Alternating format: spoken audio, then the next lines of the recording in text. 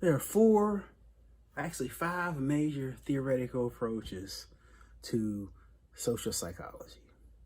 You have sociocultural, evolutionary, social learning, phenomenological, and social cognitive. Sociocultural, Edward Ross, and this focuses more on larger social groups. Socioculture oftentimes is really close to sociology. In other words, the general assumption is that a person's beliefs and values and political perspectives are all affected or a process of being a person's culture. Like I said, focus mainly on larger groups. So that's we're talking about Edward Ross, who does that. What is culture? That's a tough question. That's an interesting question.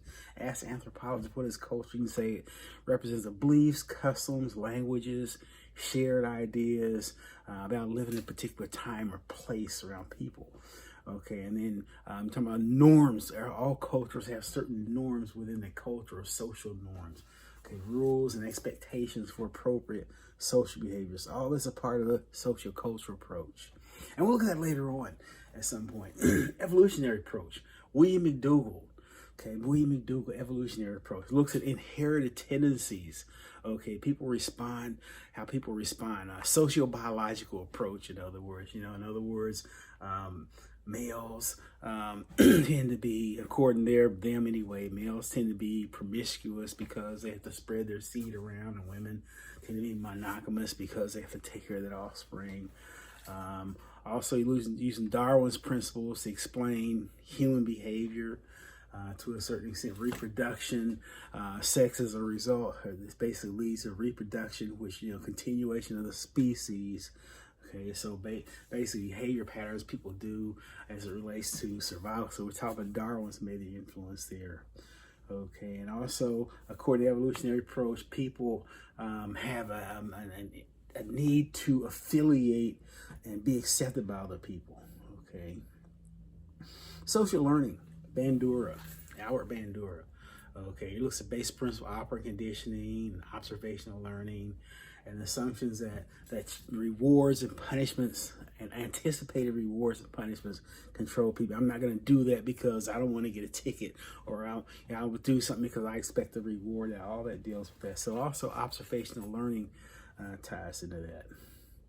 And once again, you can't talk about social learning approach without talking about Bandura. He's the one that talks about observational learning, or children. Television can cause aggressive behavior in children because children imitate what they see.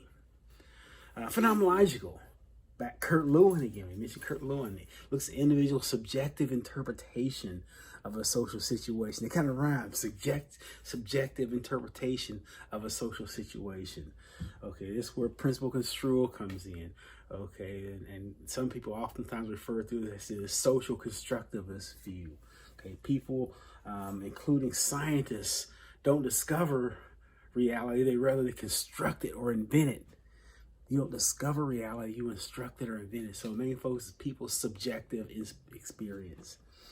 Okay. You have social cognitive. This is very close to social learning. Okay, in terms of, not only incorporates memory of situation, looks at what people pay attention to in a social setting, and how he or she interprets how association relates to their own experiences. Okay. This is where heuristics come in, making mental shortcuts. But think about what you pay attention to in a social setting.